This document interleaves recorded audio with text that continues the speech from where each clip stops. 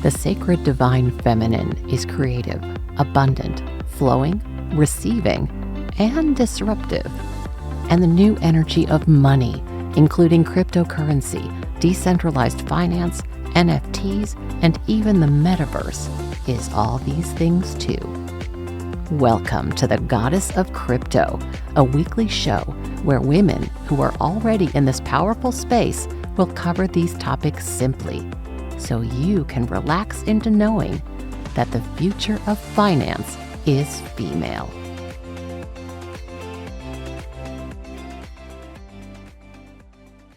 Hello and welcome to another episode of Goddess of Crypto. With me, I have my friend Maru, who goes by Marumover online. And she and I were lucky enough to meet in real life, IRL, at an event in Miami. Maru is a really special woman in the crypto space. She's like at the forefront of evangelizing the crypto space, but in real deep technology in Miami, which means, as far as I'm concerned, she's at the forefront of the best crypto space in the United States, because Miami is really in the middle of it, in the thick of it. So Maru, thank you so much for being here. I'm so excited to have you. Thank you for having me. I'm happy to be here as well. So tell us how you got started in crypto, where you came from, what caused you to get involved. And I'd love to know also how long you've been in Miami. Yeah. So I'm originally from Ecuador, and I've been in Miami for over 10 years. I've lived in different parts of the United States and abroad, but Miami really is my base where I spend the most time. I originally got into crypto in 2015 when I was living in New York City. And that was my introduction and exposure to what is Bitcoin and what is crypto. And my story is simple. I came for the money, but I stayed for the tech. To me, at the time, I had a lot of restrictions in where I could invest my money because of the responsibilities that I had. I was working for PwC with major companies, and in the sectors that I wanted to invest in, I was involved in. So I could not invest in those sectors. And so I looked for an alternative measure of investment, and I found Bitcoin. So that's how I got started. But really, it was through my relationship with the Ethereum community that I developed an interest in the technology more, and I started to create and build. This was back in 2017 when I first started to go really deep down the rabbit hole. And I haven't looked back since. Oh, that's remarkable. And so you went in really early on. What was it about? You said you came for the money and you stayed for the tech, but at that time, it feels like it was so peripheral. You know, Ethereum was probably trading at, I don't know, under $1 then, right? So what was the reason that you were called into it? Like, what made you feel like, hey, this is the future? Well, I had heard about Bitcoin years before I was working in the corporate sector. At the time, it was only associated with nefarious activities, so I dismissed it. I didn't really evaluate it further. But then around 2015, I started to get a lot more interest because working with PwC, there were multiple accounting firms that were starting to evaluate blockchain as a solution for auditing purposes and transparency. And they kept mentioning it, and I wanted to know more. So that's how my interest increased, and I decided to look into it. And the returns on investment, even though it was not as extreme as you would see in the very beginning in 2012, 2013, there was still a return that was more significant than what you would get in a traditional bank account or in a traditional portfolio. So I wanted I started small. I started with what I felt comfortable with until I learned more about the tech, and I saw the potential in what it could be, what it could mean for so many industries, that I got very excited, and then I increased my investment amount at that point. So talk about that for a minute. What do you feel like some of the most exciting opportunities are, and the most exciting things are that are going to change in the industries because of Bitcoin or because of crypto in general, or Ethereum, whatever it is that, it excites you the most? There's multiple things that excite me. I feel like Bitcoin allows you to have a lot of control over your finances, and you don't have to rely so much on third parties to maintain and monitor. And you have the flexibility to be your own bank. You often hear this, and it's true. With your Bitcoin or with your cryptocurrency, you can leverage it in a way that you can use it for where our traditional banking services, like getting a loan or getting, or reinvesting into other purposes. I think that that's something that is really going to continue, a trend that people are going to be excited about, the power of having control over their finances, where they're not limited, where they're not at the mercy of government, when they're not at the mercy of banks that have been reputable for doing just as nefarious activities as Bitcoin has been associated with, if not more. And in the past, they have let those things pass, but through the evolution of oversight and governance in the banking space as well, I think that there's still a lot of risks with trusting banks with your money. And I love being able to have control over my money and what I do with it. And I think that's very powerful. In the technology side, I feel like decentralized technology is something that is needed desperately when we become so dependent on large entities to control all aspects of your life, like media or any decision making that can be, about your personality, your identity online. That's a scary subject to me. So if we built with the intention that not one single entity can be a single point of failure, can be overall controlling everything, that's how we should be thinking, because the power should not be in the hands of a few, but of the many. Mm-hmm. Yeah, I find that in general, the whole crypto community tends to be very by the people, for the people. And I think that's really good, but in the truest sense of the word, because of the fact that so much of it is cutting out the middleman, it means that you actually can see, the transparency of the transactions. Like, I'm not sure when this episode is going to air, but I know that when as we're filming, it's just been a couple of days since it was announced that this, the biggest Bitcoin heist ever, of multiple millions of dollars, has just been recovered. Some couple had stolen it in 2016, and they've been trying to launder the money ever since. But Bitcoin's gone up so much in value over that period of time. They've had a heck of a time. They've managed to launder approximately 10% of it before they were caught. And I find that really fascinating. It's, as you keep saying, about the nefarious people, and we heard about Silk Road and all the ugly web stuff that was being traded using cryptocurrency back before that was shut down. But in general, what I'm seeing is Bitcoin's really hard to steal. Super hard to steal. It's so transparent, and in general, just crypto is hard to steal because the transactions are so transparent. I know when I had a transaction problem recently, and I went on to they said, well, go to the Transaction Explorer, and I looked, and it was every freaking thing you would ever want to know about the transaction was contained in a single page. And when I sent it to the company, they were like, oh yeah, well, here's what happened, and here's the problem, and here's how we'll fix it. Okay, that's it. And it was done. And that was so beautiful to me, because just trying to make a transaction at a bank can take you hours, let alone trying to then trace that transaction later in case there was a problem. And I certainly agree with you about what you said about the banks. There's been all this uproar about crypto being, mining crypto, how it's utilizing so much energy. But then there's this other thing, sort of this whisper, hey, do you know how much energy the banks are using just to do their daily transactions? And it's a lot. In fact, what I've heard is it outstrips crypto by a lot as well.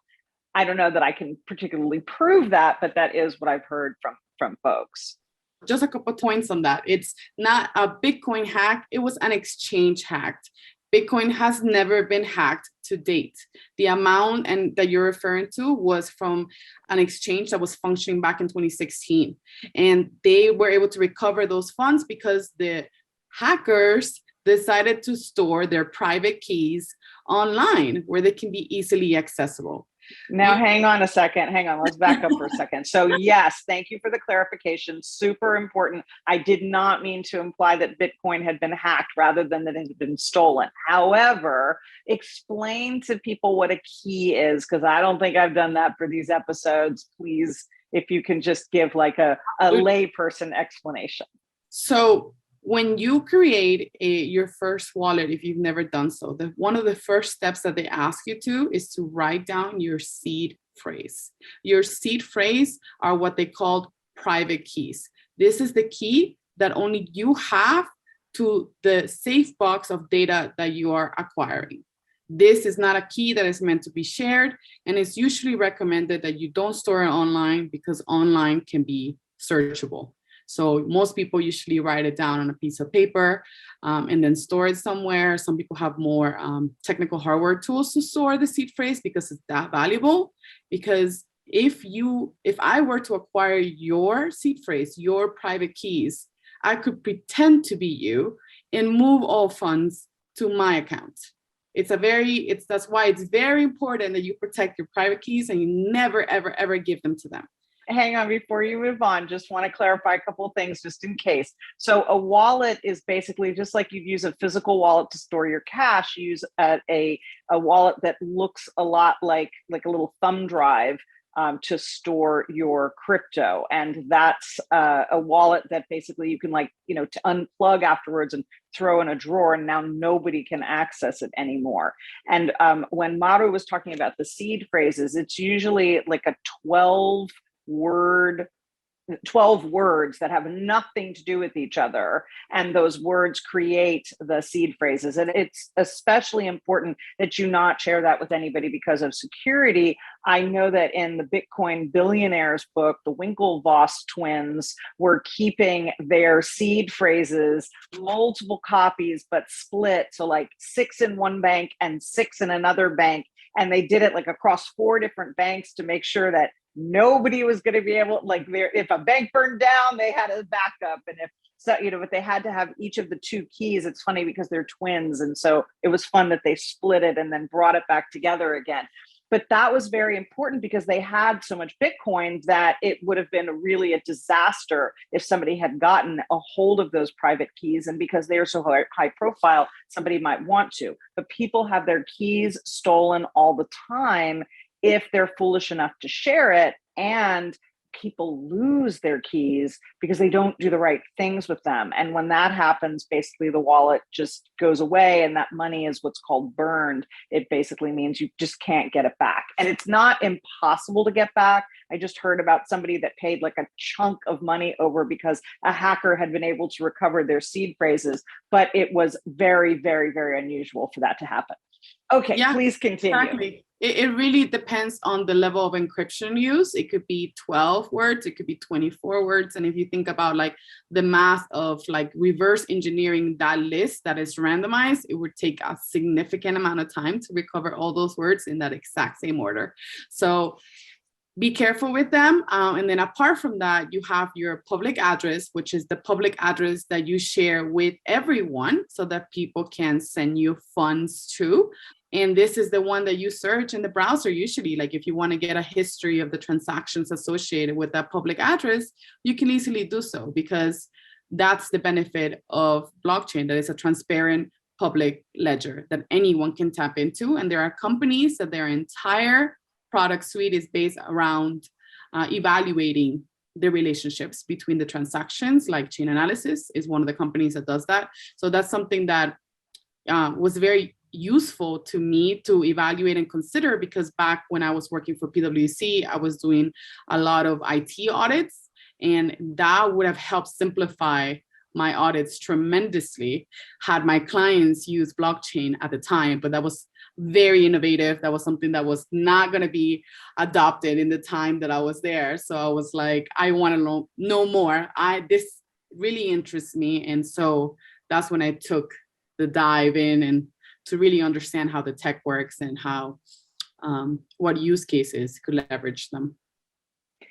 Well, I want you to expand a little bit on what you were saying before, because you were talking about the innovation, and I agree that, back in 2015 or whatever, it was like a lot of people were like, Bitcoin, what's that? And it really only has started to come to the fore, I would say, in the last couple of years.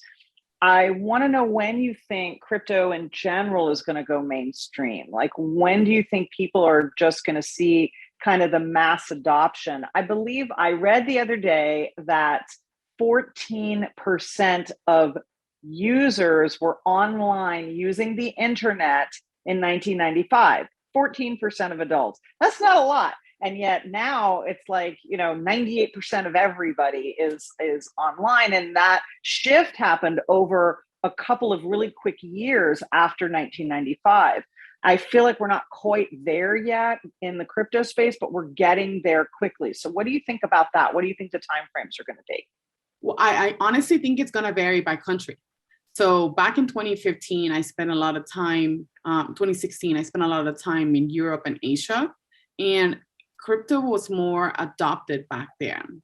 It was in South Korea, like I would say more than 10 or 15% of the population was already adopting and accepting it as a form of payment, which was incredible because we didn't have those metrics in the United States. Unfortunately, the United States, with all the regulatory changes that are going to be happening in the upcoming 2 years, it's still very gray. And I think that even though crypto can function independent of the government, it makes a difference when the government aligns themselves to support that. So unlike China and India that have struggled back and forth with the government to adopt it, to have it as a legal tender, to have it as an acceptable method of payment, in Japan, in South Korea, in Switzerland, it has been more accepted and therefore more adopted. There's entire cities dedicated to using the technology on their day-to-day. Estonia has implemented digital identity years before it was a thing to be considered and incorporated in blockchain. So they're working towards that. Switzerland has done the same for voting mechanisms in Zug. So there's many different places that have been more friendly towards the adoption. And I think that's what's going to impact the overall adoption worldwide. I do think that some technologies are making it easier for people to become acquainted without having to truly understand how everything works. NFTs is one of them. And NFTs have been currently in the past year or two have been associated exclusively with art, but NFTs can be used for so much more purposes, not just art. And I think that's what's going to get people interested to learn more about the technology and how they can implement it. That's a really, really good point. So we've talked about NFTs a little bit so far on the podcast. So just a reminder for everybody that an NFT is a non-fungible token. And I feel like the easiest way to explain it is that it's something that's a unique asset and it's a digital expression of that unique asset.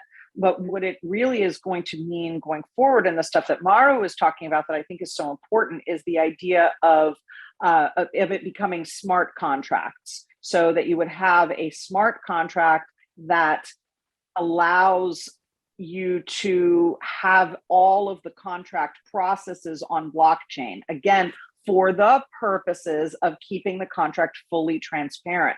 What that does is it helps to eliminate fraud, or certainly reduce fraud, other than, there's still the fraud of human people trying to scam other human people. I don't know how else to explain that, but the fraud of the technology being able to help support the scam, that gets reduced a lot by the use of blockchain. And so I think that, Maru, you couldn't be any more right. I'm already looking into NFTs for real estate.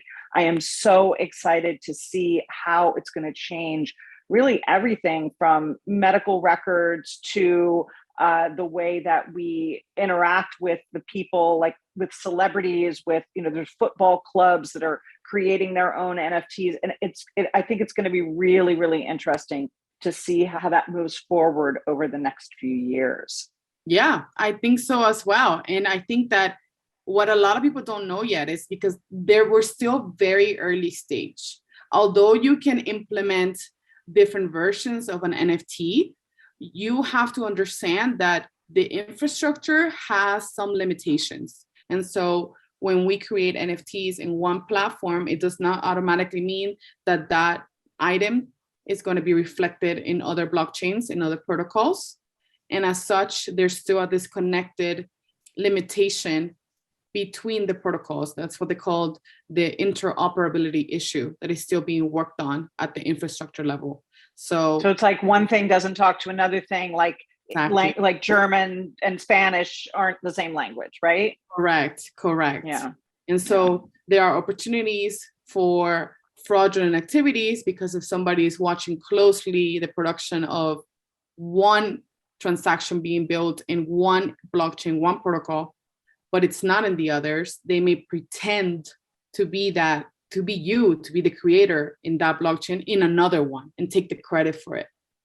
And there's no policing activity over these kinds of activities. Yet, right? Yeah. It's funny because just in general, there's no policing activity. I just read this morning that there is like $100 million settlement between the SEC and a company that was trying to say that it was a banking transaction and was not subject to the regulations that the bank is. And the SEC is like, no, this is actually a securities transaction. And so it has all these other rules. And then they ended up fining them like $100 million, which sounds like a crazy amount of money. But I think that it's pretty typical of what we're going to see as we move forward into regulation, because there's so much money in the crypto space, but it's still the Wild West. And I think that regulation over the next couple of years is going to start to really come into place. But in the meantime, as you said, there's opportunities for so much stuff to fall through the cracks.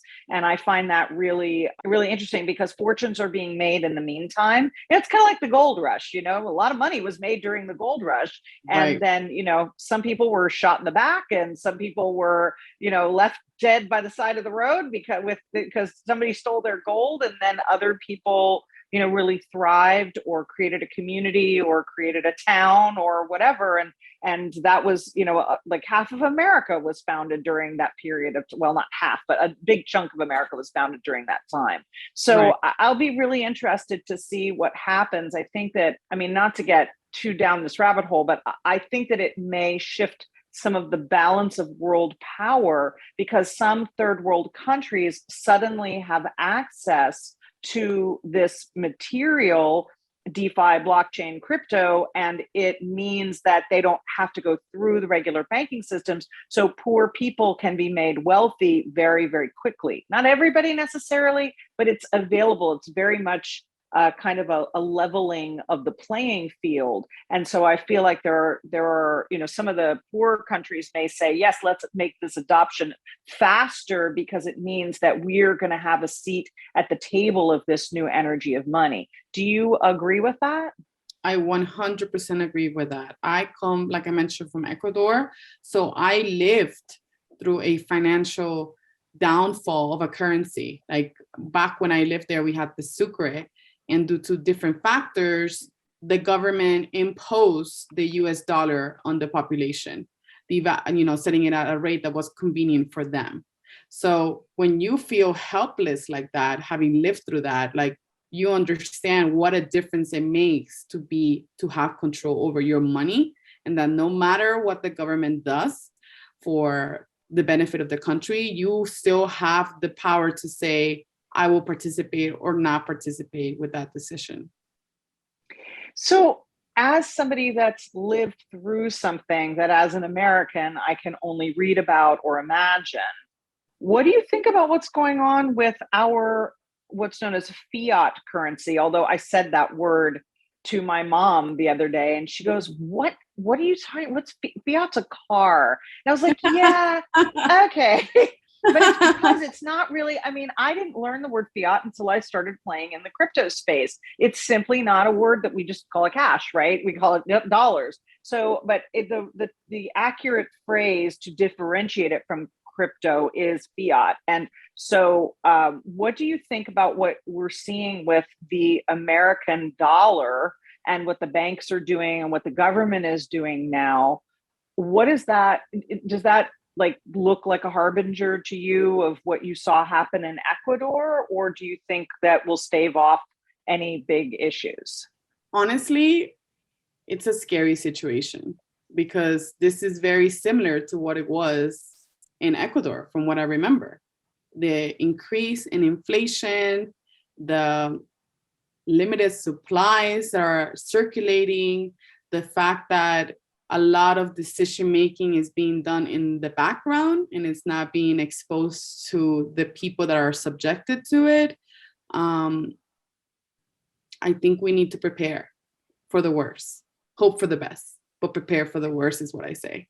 So I don't want to be a Debbie Downer about the situation. I'm very realistic. I'm very pragmatic. And I really recommend people to educate on themselves on how much inflation has grown in the United States, what were some of the factors that led to that increase, what the Federal Reserve is doing to monitor the situation doesn't seem to be enough from my perspective. And I think that just like I make the suggestion to diversify your portfolio with what assets you hold, you should also make a decision to have more than one currency under your belt. And whether it's fiat and crypto, you should consider doing that. Mm-hmm. Yep. Now, let's talk about women for just a minute, because this podcast is geared more toward women than men. And yet the crypto space is definitely still like, you know, a bro kind of a space. There's a lot of men in the world, and there's the uptake with women is not nearly as great as it is with men.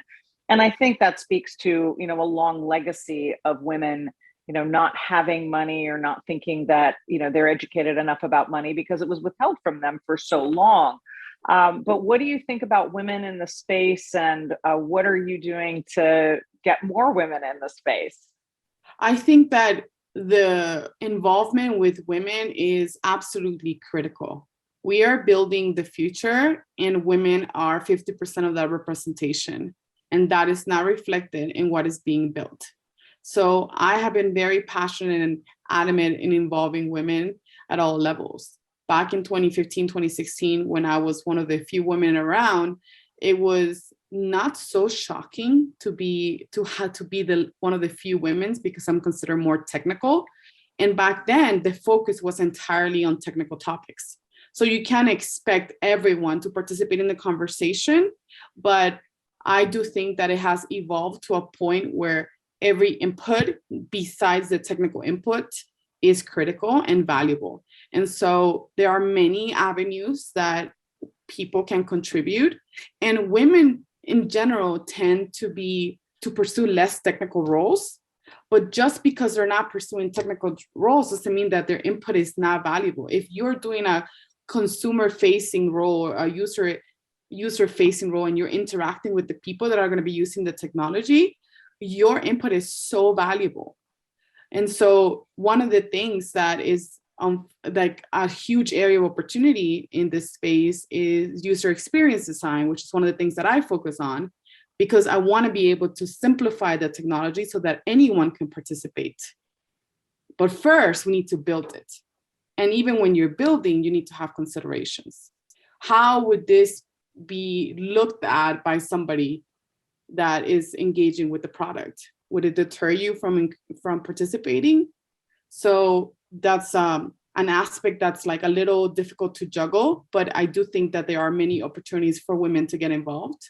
And I have personally been meeting with people individually to walk them through things step by step. I have organized multiple meetups and Miami specifically for women to gather in a safe environment where they can feel that they can talk to each other, not excluding the men necessarily, but telling them like this is meant to be an environment where women can engage and comfortably ask questions, because that's often what they say to me. They're like, I don't feel comfortable asking my question. I'm a little bit intimidated by the presenters. So can I ask you instead? And I understand where that fear comes from, because I've also been there. When I first started, I was like, should I even raise my hand here, or should I just go and read it later and then find out more? So I understand that. And I do think that there are now more women getting involved, and more women are doing like this mini communities to help one another, like lean in circles, where they're actually engaging with each other and being practical. And it's not just a theoretical conversation, but actually something that's tangible. I love everything you said so much. I think it's just so important.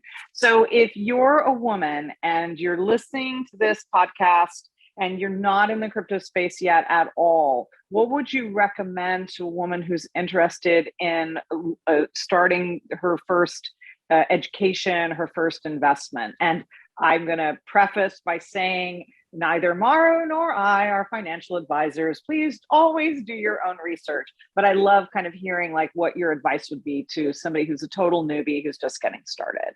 Well, I would tell you not to do what I did, which was try to learn everything. Because oh, I know that feeling. It's like, what, 4 hours? And I only just scratched the surface of that thing. Okay, tomorrow we'll do it again. Yes, I completely get you. Exactly. There's so many avenues. So I would say first start with like understanding what it is that you're passionate about. If you're interested in just the finance route, there's many economists, many traders, many legitimate financial advisors that you can follow on Twitter, that you can follow on Medium, that give you a lot of suggestions. If you're interested in technical roles, if you want to become a blockchain developer, there's multiple academies that you can learn from to learn from all kinds of protocols.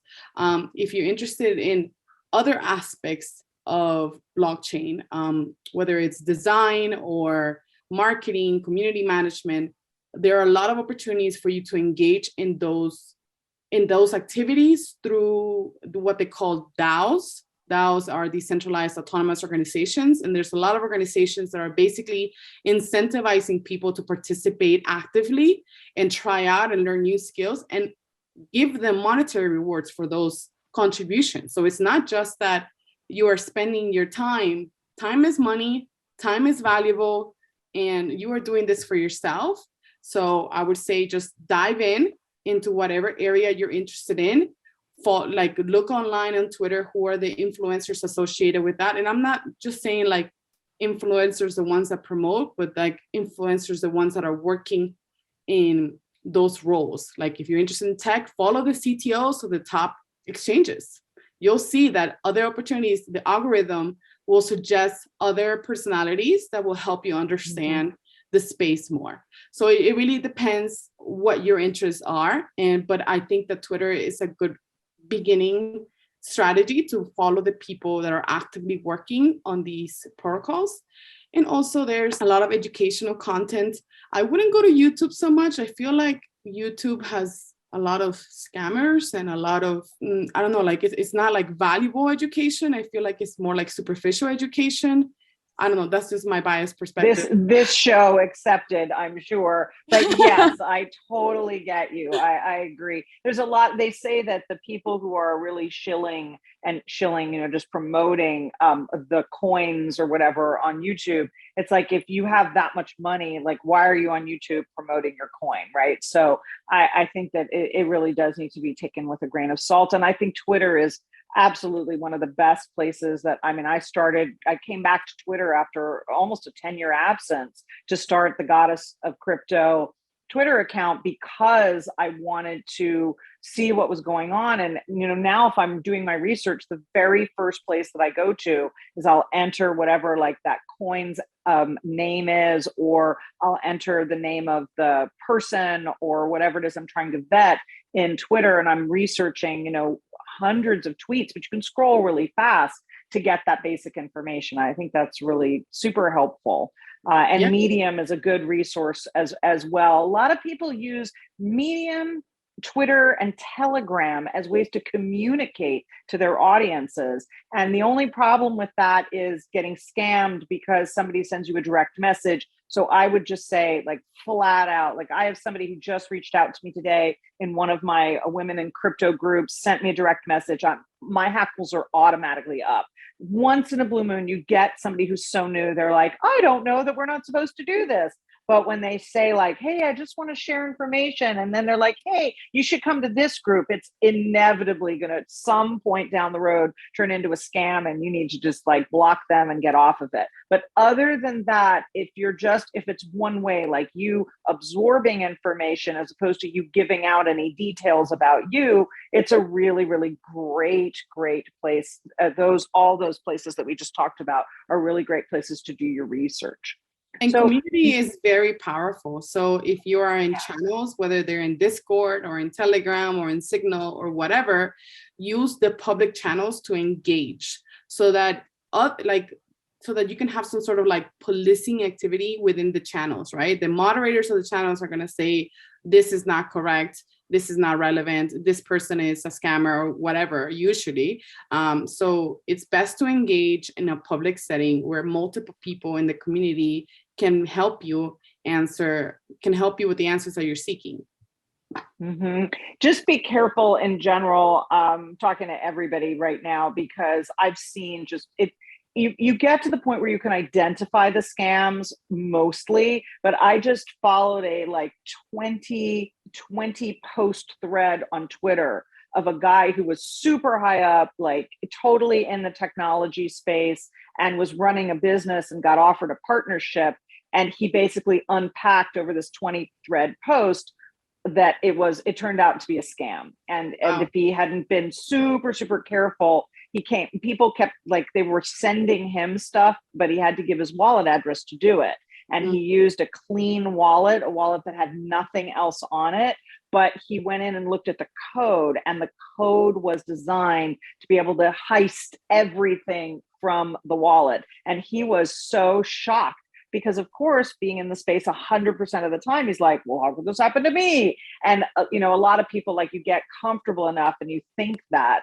And I've watched friends get scammed out of a lot of money. And hey, I've talked about this story already at least once, but, I've been a party to rug pulls myself. I've lost whole Bitcoins, multiple Bitcoins. It's very sad, but it's the you learn.